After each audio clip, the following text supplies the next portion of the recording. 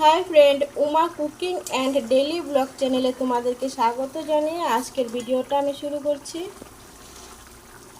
আমার এই রেসিপিগুলো যদি তোমাদের ভালো লাগে তাহলে লাইক কমেন্ট শেয়ার করো এবং চ্যানেলটাকে সাবস্ক্রাইব করে দিও। পাশে থাকা বেল আইকনটাকেও প্রেস করে দিও যাতে করে পরবর্তী ভিডিওগুলো তোমাদের মোবাইলে পৌঁছে যায়।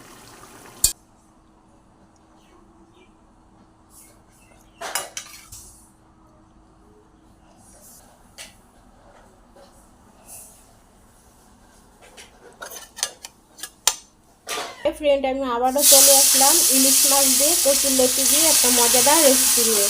তাহলে চলো দেখা যাক আমি রেসিপিটা। এর জন্য মাছটাকে আমি একটু হালকা ভেজে নেব, একদমই হালকা।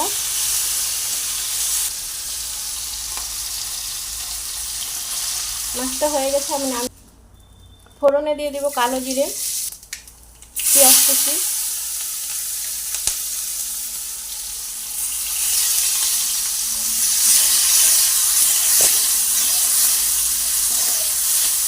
এইভাবে কচুরলতি দিয়ে ইলিশ মাছটা রান্না করলে কিন্তু খুবই ভালো লাগে খেতে। একবার বাড়িতে ট্রাই করে দেখুন।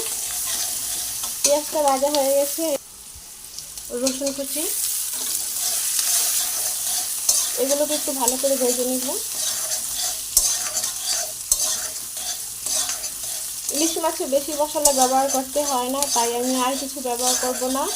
কাঁচা লঙ্কা দিব, যেহেতু লতা দিয়ে করছি তাই আমি রসুন কুচিটা আর পেঁয়াজটা দিলাম। আর দিয়ে দিচ্ছি লঙ্কা, কাঁচা লঙ্কা চিড়ে রেখেছিলাম। এবার দিয়ে দেবো টমেটো কুচিগুলো।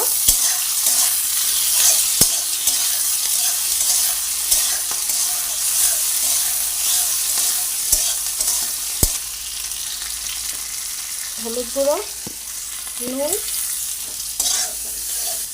সামান্য জল দিয়ে দিচ্ছি। মশলাগুলো যেন পুড়ে না যায়,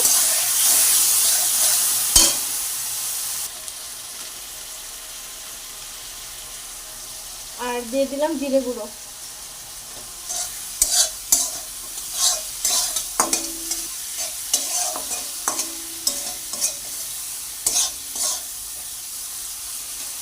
মশলাগুলো ভালোভাবে কষানো হয়ে গেছে, এবার আমি দিয়ে দেব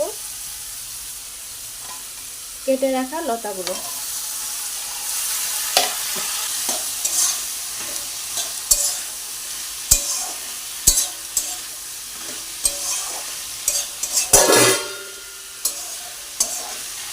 কিছুক্ষণের জন্য ঢেকে দেব, ঢাকনাটা একটু খুলে দেব।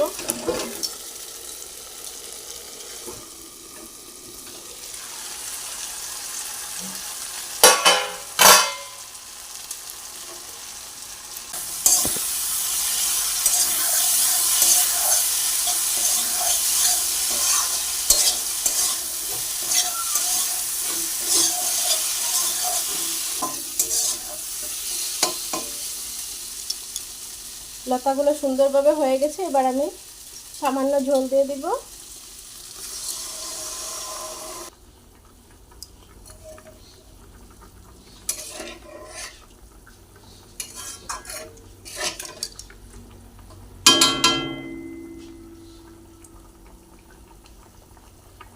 ঝোলটা দিয়ে দিয়েছি, এবার আমি মাছগুলো দিয়ে দিব।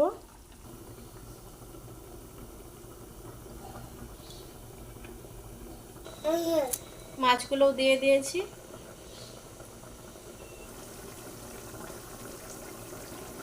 লতা দিয়ে ইলিশ মাছের তরকারিটা আমার হয়ে গেছে। এবার আমি গ্যাসটাকে অফ করে দিব। আমার এই রেসিপিগুলো যদি তোমাদের ভালো লাগে তাহলে লাইক কমেন্ট শেয়ার করো এবং চ্যানেলটাকে সাবস্ক্রাইব করে দিও। পাশে থাকা বেল আইকনটাকেও প্রেস করে দিও যাতে করে পরবর্তী ভিডিওগুলো তোমাদের মোবাইলে পৌঁছে যায়। আমার লতা দিয়ে ইলিশ মাছের তরকারিটা হয়ে গেছে, এবার আমি গ্যাসটাকে অফ করে দিব।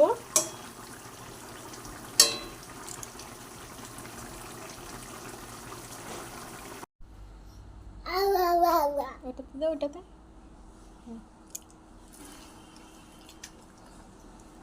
এখানে সিদ্ধ মাখা হচ্ছে, করলা তিতা সিদ্ধ, আর ওইদিকে কারকোল আর আলু সিদ্ধ।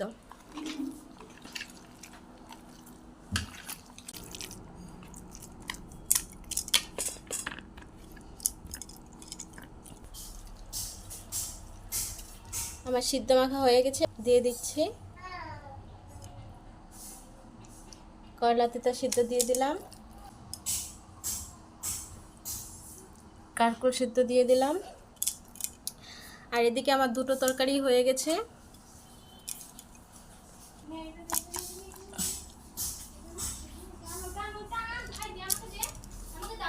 আমার দুটো